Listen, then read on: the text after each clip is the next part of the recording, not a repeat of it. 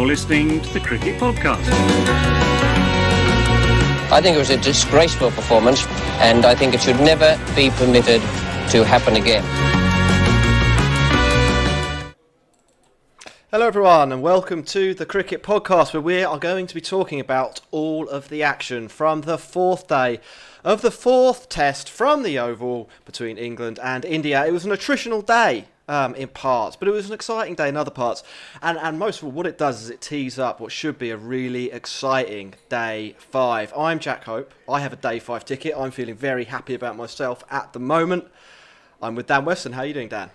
Yeah, I'm good. Unfortunately, I don't have a day 5 ticket, but I do have a report to write, so that's all good. That's almost as good. That's almost as good. Absolutely. Just a quick message. We're sponsored by Woodstock Cricket, as you can see on the screen if you're watching on YouTube. We have a Patreon, patreon.com/The Cricket Pod. If you want to get involved there, get some early access stuff, get question asking privileges, and generally support the show. And you can find us on Twitter and Instagram at The Cricket Pod. So give us a follow there and join in the fun elsewhere.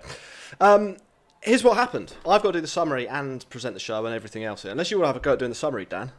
No, you can do it. we're lacking Max's summary, but I'll let you go. So basically, England started off pretty well. They put India under some real pressure by picking up the early wickets of Jadeja and Rahane.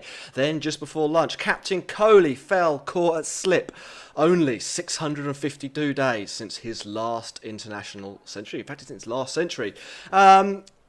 This meant India were 329 for 6, a lead of about 230 after their first 120 overs of batting. Rishabh Pant and Thakur were at the crease, and England were feeling pretty good about themselves, especially considering, Rishabh Pant's had a pretty tough series. Siraj and Bumrah were to come. It looked like England could bowl India out and have a chase of under 300 or well under 300. However, Lord Thakur, Shardulkar, however you want to describe him, came to the rescue again for India. He was in full Shardulkar mode, I think it's fair to say. He punched and drove his way to a beautiful 50. Ross was there at the ground. He said it was the best batting he'd ever seen. I think he'd had a few siders, so that might be a bit of an exaggeration. But they came out firing India, and they reversed the narrative from the morning. England were under all the pressure. Root was making mistakes. Moeen was leaking runs. Eventually, a labouring England were finally able to wrap up the Indian innings 20 minutes after tea.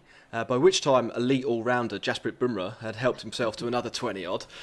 This meant that India had set England a total of 368 to win.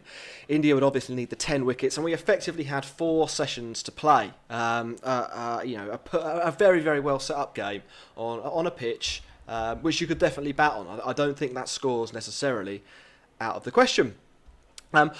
I wasn't particularly optimistic at this point, though, and I tweeted that if India didn't win this, I'd eat my hat. So I'm feeling less confident about that prediction now, because you have Burns. to eat something in the IPL as well recently. Ross had to eat. I had to eat a tube of toothpaste. I've got to stop making these bets. That was when Pollard hit that ridiculous 80 or something like that, completely one of the best knocks you'll ever see. Anyway, Burns and Hameed, they faultlessly negotiated England's way to the end of play, batting out 2 hours and 20 minutes, putting on 75, leaving England needing 290-ish, 291. I haven't got the scorecard up right in front of me, to win across 90 overs tomorrow, a minimum of 90 overs, and India still needing 10 wickets. Now, Dan, I'm tempted to start at the end and basically ask whether England are going to win this, whether the Headingley narrative is on, whether it's going to be a miracle, the highest chase by an England team. But let's start at the beginning, because that's what we do on these recaps. And I think if we start at the beginning today, we probably need to talk about 3 Indian batters, and I think 2 of them in a little bit of detail. Let's start maybe with the low note of the day, from the point of view of career arcs. Was that Ajinkya Rahane's last knock for India?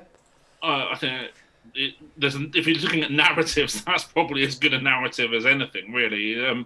Being dropped down the order for Jadeja, and then getting a duck to add to 14 in the first innings, and not really a massive score of note in the series. I think that there's a reasonable case to be made that might actually happen. I wouldn't be surprised. We went through all the numbers for the Indian players. We've done this a couple of times after days this test, and we did it pre-test as well. Rahane's 2-year rolling average. So his average in the last, I think it's 16 tests India have played. He's played them all. I think is now sub 25, which is pretty poor for someone who should nominally be batting 5 for India. Somebody who's so low on confidence or so out of nick that they've actually promoted Jadeja above him. Now, Dan, that's another interesting one. Jadeja batting at 5. He has a pretty phenomenal batting average overall in that same window of time we're talking about with Rahane. I think in excess of 40. I'm not sure I like it though. I think he's a little bit one-dimensional as a batter, and I'm not sure he has the game to bat number 5. Where do you stand on that? Well, I think that because only him and Pant are left-handers in the India lineup, I think that maybe they wanted to try and get a left-hander in a bit earlier. Maybe, I don't know, but we can talk about that. I think this is important to talk about at some stage. A little bit later is that the left-right hand split for teams and how that influences potential spin selection for this series. I think that's going to be with respect to Ashwin. But just on that point on the left hand right hand lineup in red ball cricket, does it actually make that much of a difference? Yeah. I know it does. So it's and specifically, how does it make a difference? Just because averages for the matchup are horrendous. Vice versa, unless you're an elite player. So there's only really a couple of players who are good against left and right handers as spinners in Test cricket. Guys like Ashwin, Jadeja a little bit back in the day. This last couple of years, he's become a bit more polarised, and Shakib Al Hassan probably pre-ban were those guys. But the vast majority, so for example, Jack Leach, I can't remember from memory, but it averages I think it was 25 odd against right-handers and about 55 against left-handers, for example. So there's a massive stark contrast for a lot of batters. And I've actually got some numbers for the 4 spinners or 3 spinners who are playing in this match, and then Ashwin as well, just to kind of reinforce that point. So from 2018 onwards, Jadeja averages 37 against left-handers and 25 against right-handers. So I mean, that for a left-arm spinner, that's actually not disastrous, that discrepancy. It's not great, obviously, but it's not a disaster. But Ashwin averages 15.7 against left-handers and 28 against right-handers over the same time period. So Ashwin's he's almost like the perfect matchup defence bowler, if you like. That doesn't matter who's batting, he's gonna have your number a lot basically. But in terms of what India are going for here, by putting a left-hander in their top 5, why would that be better from a structure point of view than having 5 right-handed batters? Well, I mean, against England, who have 2 off-spinners, it's probably not better. But I just think that coaches love and captains love left-right combos. Now, I think there's a massive shout for them in so many circumstances. But when your position's got two right-arm off-spinners, it's probably not one of them. So if we look at Moeen Ali, for example, he averages, from 2018 onwards in tests, he averages 25.5 against left-handers, which is really good. And that's his specialist matchup. And 33 and a bit against right-handers, which actually is not bad at all either in terms of that discrepancy. We saw the reverse discrepancy bigger for Jadeja than it is for Mo. Joe Root averages 40 odd against left-handers and 46 against right-handers. Now, that's not great, but it's actually not a million miles different to someone like Bess or something like that as well. Yeah. Especially when you get looking at the right-hander numbers. So my question is, if you've got Root as a left-hand matchup option, do you need another right-arm off-spinner in your team? That would be my big debate, particularly against a team who've got 9 right-handers. Yeah, I think we'll get on to that because I do think there are question marks around Moeen Ali's role in the team, to be honest. But if we go back to Jadeja as a number 5, I don't My view is that he basically bats in two ways. He either defends or he attacks, and better batters are able. They have more gears. There's not just two ways they play. When he bats 5, he just defends. So it doesn't really score many runs, and eventually somebody gets him out because he isn't actually an elite batter. When he bats lower down the order, it gets a lot of not outs. He can attack. There's a reason he only has 1 ton, because he bats with the tail a lot and he picks up those not outs. And I think that's just a better role for him. The third Indian player to be dismissed this morning was Kohli. He's another one with a reasonably poor last couple of years' work behind him. You never mentioned it before. Yeah, is he just bad now, Dan? Is he officially bad? I mean, where does he stand in the world rankings from a test point of view? I definitely wouldn't write him off. I definitely wouldn't consider him bad. I still think he's very good. I think the GOAT debate now is maybe less clear cut in terms of Test cricket. Well, not GOAT, but GOAT of his generation. Perhaps we would say would be fair enough. I would take Root over him if I was doing a World 11 right now, but I'm not sure I'd take that many other players over him. Fair enough. So that moves us on to the afternoon with those wickets. We should say Woakes bowled pretty well. He looked a threat the whole way through the day. And I think we'll maybe get on to Woakes a little bit later on as well. In the afternoon, things did start to unravel a bit for England. We saw one of those spells, and I think we've talked about it before, Dan, where Root sort of loses control of the game a little bit. Thakur and Pant came out after lunch, and I think scored at about 4.5 and over for an hour. They just plundered Moeen Ali and made it difficult for England's other bowlers. Root eventually went back to Anderson and Robinson, but by then the damage was almost done, and then he bowled them into the ground, and then they started leaking runs as well. Not the best passage of play from an England point of view, and it looked like it had really wrestled the game into India's hands at that point. Yeah, I think maybe now we're looking at the 4th match of the series as well, and these bowlers have bowled a lot of overs, Anderson and Robinson, over the course of this series so far. I think that maybe you're looking at the miles in the legs as well. We spoke about that before when we had that Sibley debate on a previous pod, I think, about them putting the miles into the opposition legs, and this series has had quite quick turnarounds as well. So it's easy to see how bowlers are going to get fatigued as the series goes on and the innings goes on, especially innings lasting 150 overs. When Thakur came in, it was 110 overs that he came in on, so they're already going to be pretty tired. Yeah, oldish ball, not getting old ball as well. Yes, but Lord Thakur, what a career turnaround for this guy. I mean, we've been talking about him pretty derisively through most of this series, but he's done pretty well.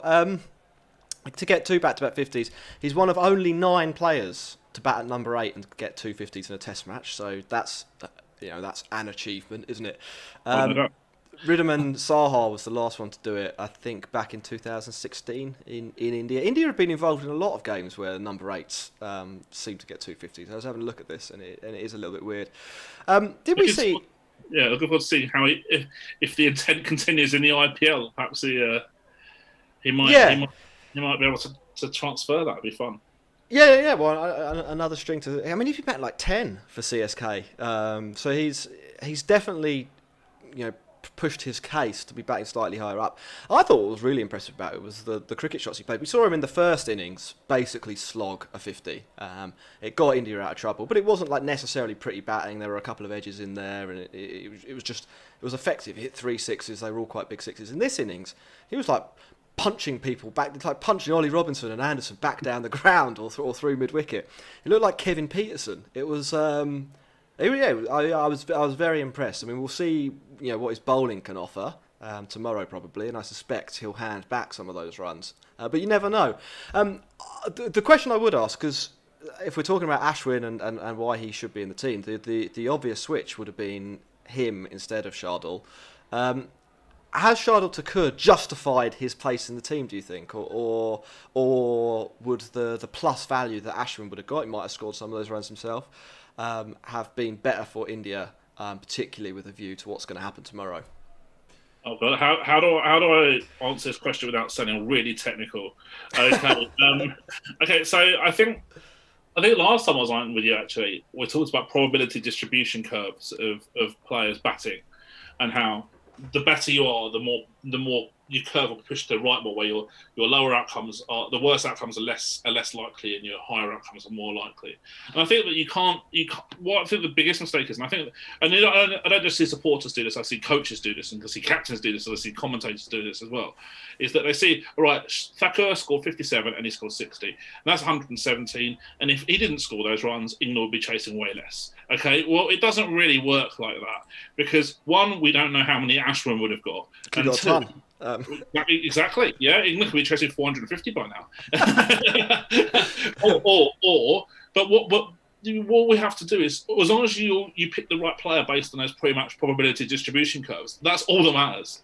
Just because he got a 50 and a 60 in this match doesn't mean to say that he was likely to get it before it started. For all we know, that was in like the top 10% of his distributions for both innings. So probably sub 1% chance kind of thing. Does that make sense? Yeah, it makes sense to me. I mean, hopefully other people followed along. I mean, my question to sort of follow up on that would be,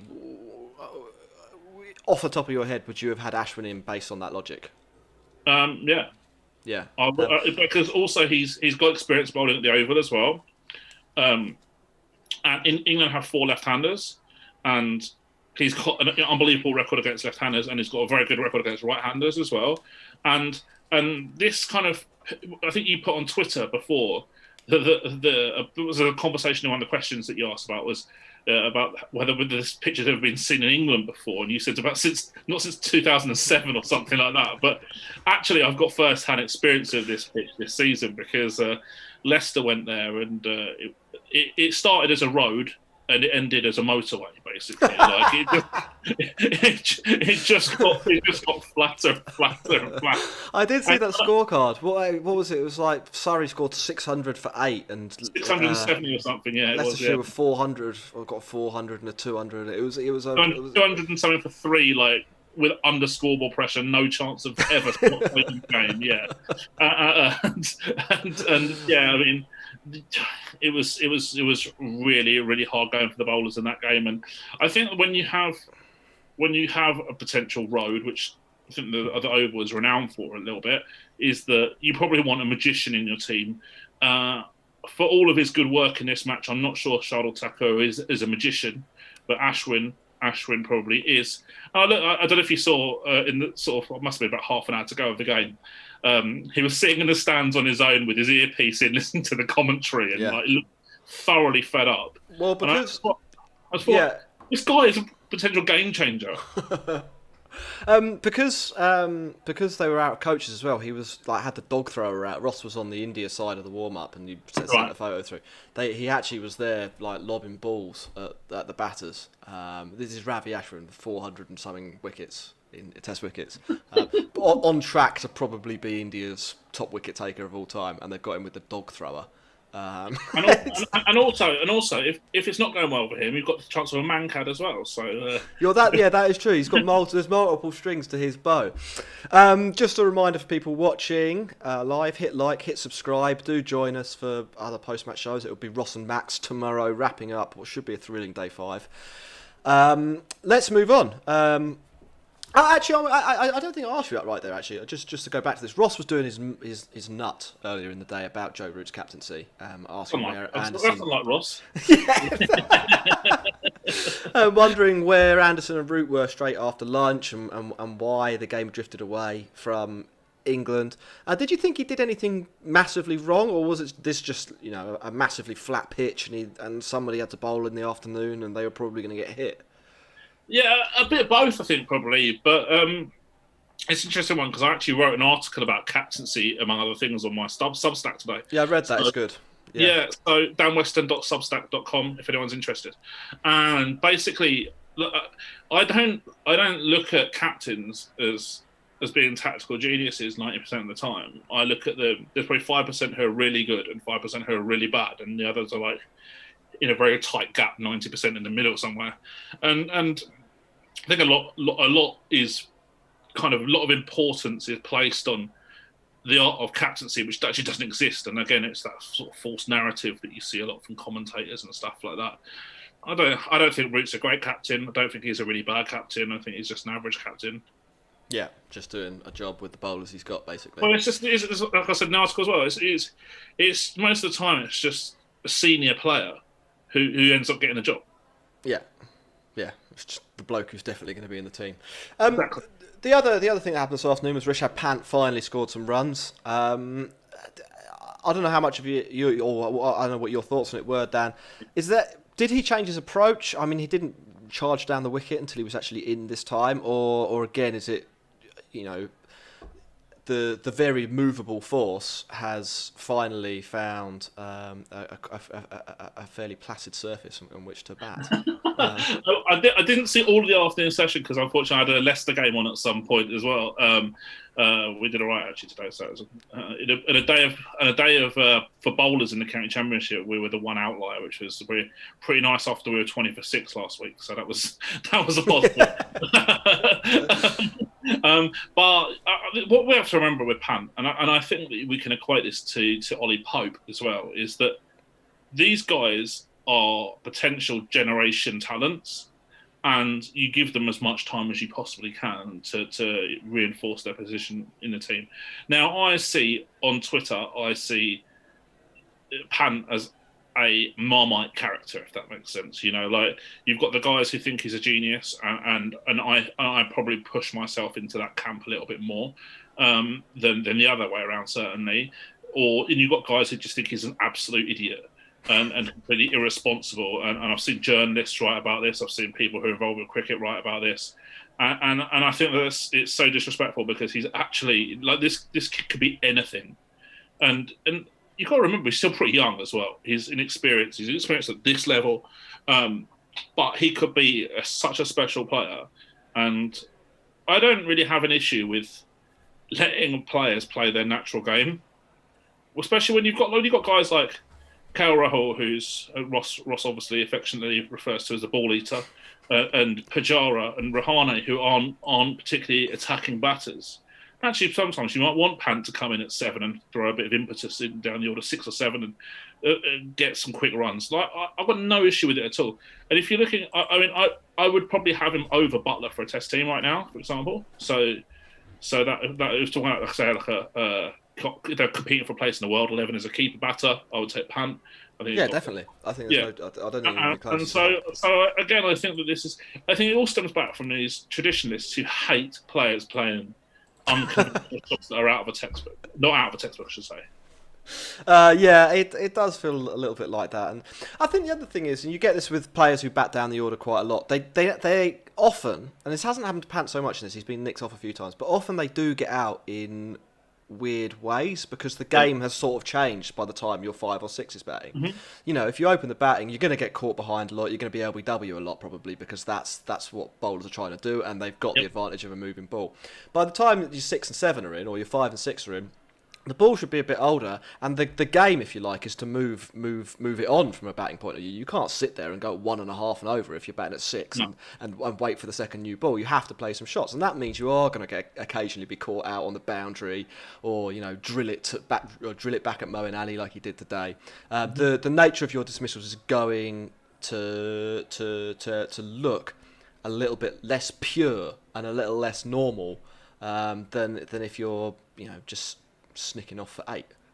Nature of the role, yeah. Yeah, and so I think that has to be factored in, and I think he's probably got some work to do in terms of rebuilding his defence a little bit against the ball that is moving in the air, because I think that has effectively collapsed on this tour, and I think that's part of the reason he has had to play in the way he has, because he doesn't feel confident that he can block. But if next time he comes back to England, if he's worked on that, I'd expect he'll probably do all right, because as you say, he is, if not already, a generational talent, and we have to remember what he did down under and how good he is at T20 cricket. If he is not already thought of as that, then he's certainly got a real shout to be one of the players who's at the forefront of the next set of great all-format players, and I think there are going to be fewer and fewer of those over the next 10 years. Yep. But he should still be able to play Test cricket, one-day cricket, and T20 cricket for India, which is pretty difficult. And what you especially don't with the want gloves. to do is take the free spirit out of him. What you don't want to do is if you do that in Test cricket, you potentially could lose him in white ball cricket as well. Yeah. And you've got to be so careful.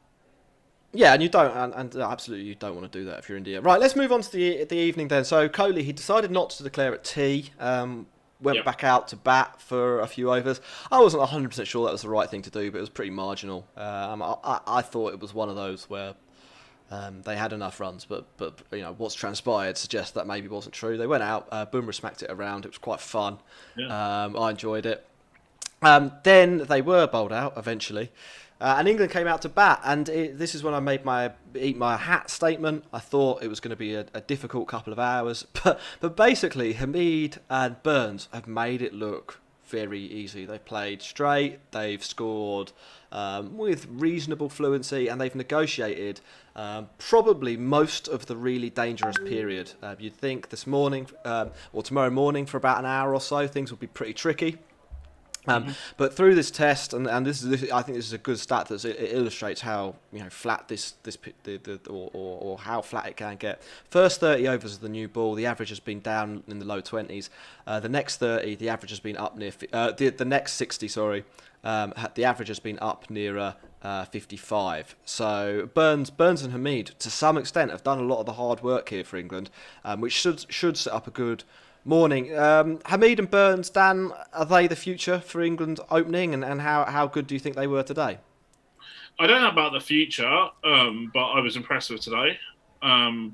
I thought that Hameed in particular was really quite fluent and didn't get bogged down. I mean, it was easy to envisage a scenario where England were like 50 for 2 or 50 for 3 at the close or something like that, and they went out with a negative mindset and they lost a couple of wickets and stuff like that. It was quite. I think that would have been very, very feasible 32 overs ago. Yeah. But no, I mean, Hameed particularly took advantage of some loose stuff from Siraj later on in the day as well, and I felt that he was excellent. But the problem is, obviously, we've got another 290 runs to find. That's even on a motorway. That's not going to be easy. A lot of scoreboard pressure. We still have to remember that India do have some really high quality bowling options, less Ashwin, and I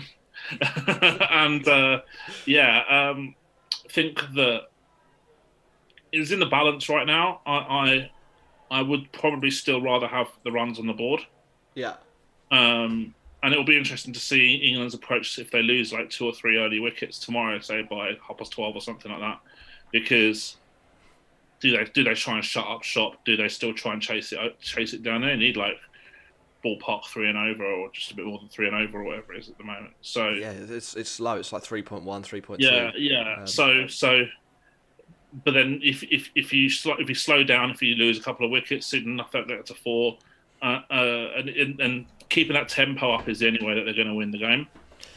And even if they leave themselves like say 120 to get off the final session, they're still well in the game. But it's all about tomorrow morning en route. There's some predictions in the chat here about what's going to happen. There's some pretty pessimistic Indian fans. There's some guy called Shubham who thinks that Thakur is going to take a 5-fer. And what people want to know though, Dan, is what's Danviz saying? What are the percentages going into day 5 here? Okay, so we've got. Whoa, that's a good question. I'm actually quite optimistic. I'm sure the Indian listeners are going to be delighted with this. I'm going for about 50% England. Sorry, 50% India, I should say. 40% England, 10% draw. 50%? Really? You think the draw's that out of it? Yeah. Wow. Because the only way that you can hit 3 and over, Like, But this we is... also have some guys down the order who can hit as well. So, Bairstow and Ali, if they need to score quickly, they can do so. So, I think the draws, unless it somehow we've got some invisible pixels on the radar tomorrow. I don't see the draw happening really, to be honest with you. Oh wow! I thought the draw, to be honest, is much more likely. I'd have the draw somewhere, 40. India probably 35, and England get the other 25. So we're agreeing on the India slight favourites if the draw is not running. Yeah. No, I think that it'll take 2 wickets early for England to effectively be like, we can't chase this. They're quite a bad batting lineup. They're quite they know it, and they're quite nervous about that. And they've got a bit more depth at this game with Woakes in the team as well.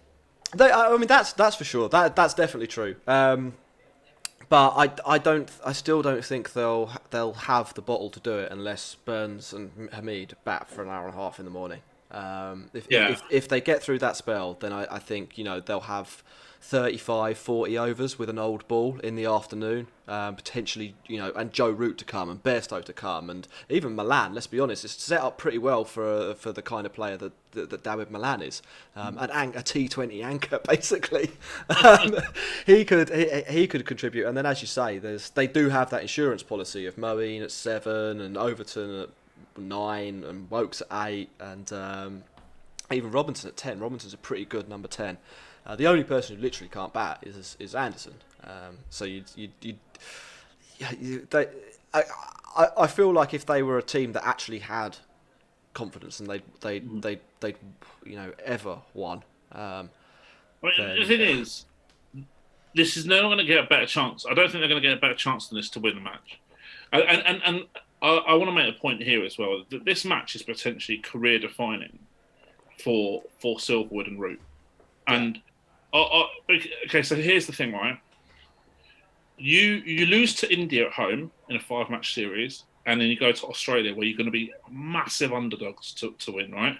I don't think anyone can dispute the fact that Australia, even though they really struggled in some of the T20 series and stuff recently, and they've got maybe some internal unrest and stuff, I don't think anyone can dispute that Australia are going to be massive favourites at home in the Ashes against England, right? Yeah, huge favourites.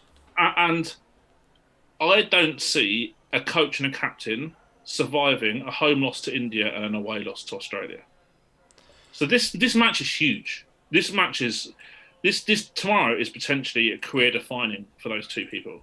Yeah, and I think there's a few others in there as well. I mean, Johnny Bairstow's never quite lived up to the hype. Imagine if he got 70 off 100 balls tomorrow in an England win. That's his place in the team for a year, like literally a year. It will be a year before. But that's how it will be. Yeah. Butler will retire. Because they won't give the gloves back to him, so it'll be an open run for him until he wants it, or until he wants to call it a day. And you're right, it shouldn't be. But there's the way that selection works in this England team is very, very much picking and choosing which performances count and which performances don't. And anybody who scores runs tomorrow, they will be. They'll count. They'll count at least double. I mean, it's who got first inning runs for England. It's Ollie Pope's 80 will be worth a fifth of any runs anyone scores tomorrow. I mean, we talked about Ollie Pope. Ollie Pope will probably fancy it on a pitch he'll know flat as anything. I might have said about 100,000 tweets about him averaging 90 or 90 something.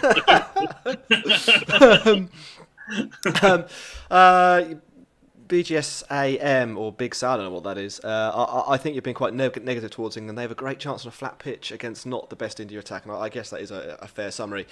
We do have some questions that have come in from Patreon. If you ask a question on Patreon, we will answer it. So Sapta Garish asks, and this is from yesterday, is Rohit Sharma the most transformed opening test batsman? Given the range of strokes and the uber attacking nature, his defensive play this series has looked exemplary across both teams. Okay, are you asking me that? I think so, yeah.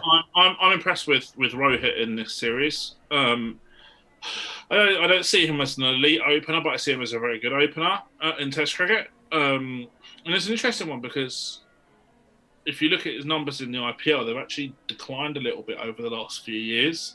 So I'm wondering maybe if there's a bit of a trade-off from one format to the other. He's got a little bit less intent in T20, and maybe that's stood him in better stead for the Test series. But I think he's a very good player. Yeah, I've been so impressed with him. I think he's been India's batter of the series.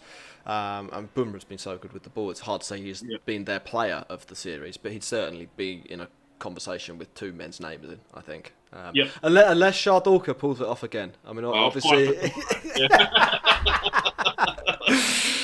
Saptagrish also asks, is Kohli holding off on Ashwin for other reasons that aren't for non-cricketing reasons? There are a few cricketing reasons for sure, but there is a lot of confirmation bias in Kohli's decision making now that is bordering on stubbornness to change the order to prove a point.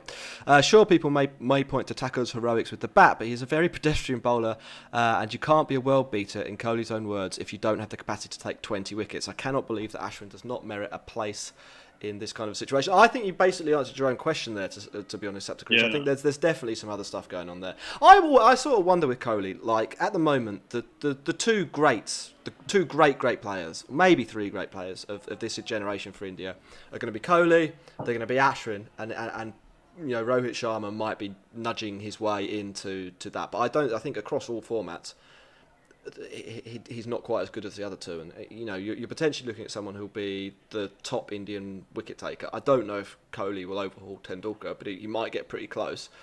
And I do wonder whether the dressing room isn't quite big enough for the both of them.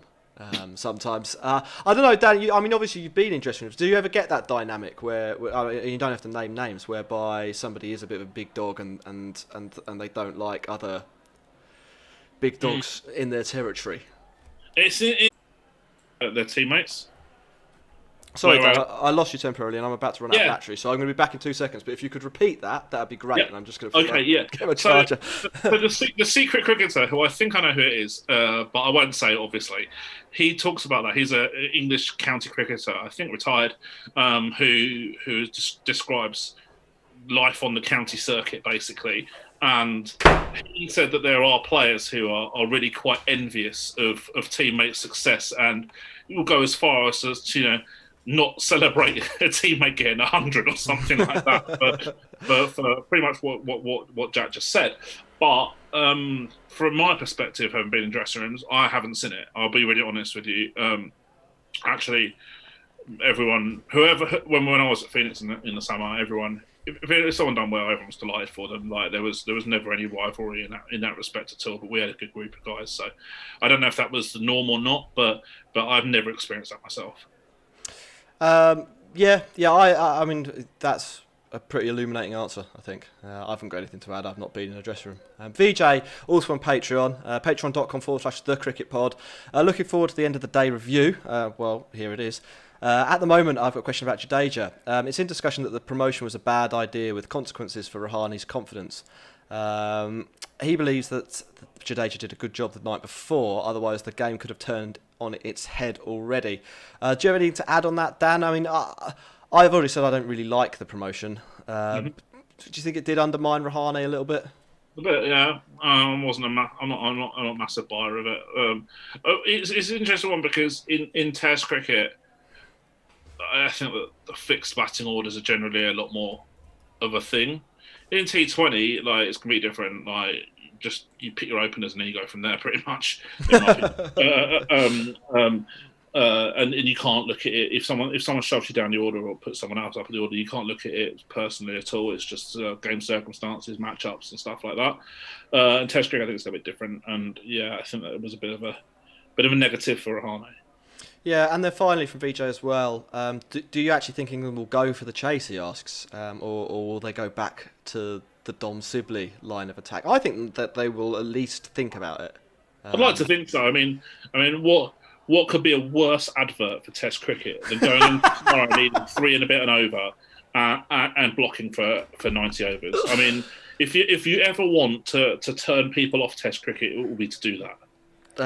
If you do that, then yeah, I mean, I'd be pretty disappointed. You'd have wasted your money on a day 5 ticket anyway. Well, it's only 20 quid, and I thought that I'd be seeing like 4 or 5 overs a day ago, or something like that. But yeah, now. It is a good investment. Yeah, maybe I should flog them on. I've got 4 tickets. They're £500 each. If anyone wants them, put it in the chat, and we'll talk. Just a quick message. We had a lot of questions on Twitter. So Daniel, Akash, RR, Kishore, Raghu, Vinay, Amar. I've tried to work everything into what we were the questions as we sort of went through. So I don't think there's anything there. How the weather going to be tomorrow? We've been asked that in the chat. It's going to be 27 degrees and sunny. And I think that's more or less it. Dan, is there anything else you wanted to touch upon? I know you wanted to say you're a fan of Chris Woakes. Do you want to go on record and double down on absolutely. that? I mean, how on earth this guy isn't the first name on a team sheet in England? I will never know. Like his record in English conditions is like insanely good. I think it's like high 30s with the bat and low 20s with the ball. I mean, like, how many players in world cricket can do that? And it just blows my mind that he's not like an automatic pick in English conditions. Yeah, I think, and we've seen sort of why. Even when the ball hasn't been moving around, he's been able to force breakthroughs or keep it tight at least. The only person in the whole test who's given him any trouble with the bat is Shardulkar. And if that isn't an indication that you're doing something right, I don't know what is. A final reminder to everyone listening and watching: hit subscribe, hit follow, hit like if you're on YouTube. Leave us a comment if you're coming to this afterwards. We're going to wrap it up now. Dan, do you want to let people know where they can find you? I know you got another. You mentioned your Substack. Do you repeat that for people? Yeah, sure. danweston.substack.com, and you can follow me on Twitter at SAAdvantage. All good. I'm just that's it. All right, at the Cricket Pod on Twitter and Instagram. We'll be back tomorrow to recap day 5, talk about England's decision to block out. This is why I think the draw's on, because I think any pressure England will start blocking out, and I think it'll be very difficult for India to blast them out, because I think the pitch is too slow and too straight. But I think England just, they know how bad they are, and that's a good thing, probably, isn't it? It's always good to be self-aware. Cheerio, everyone. Thanks very much for watching and listening. Cool.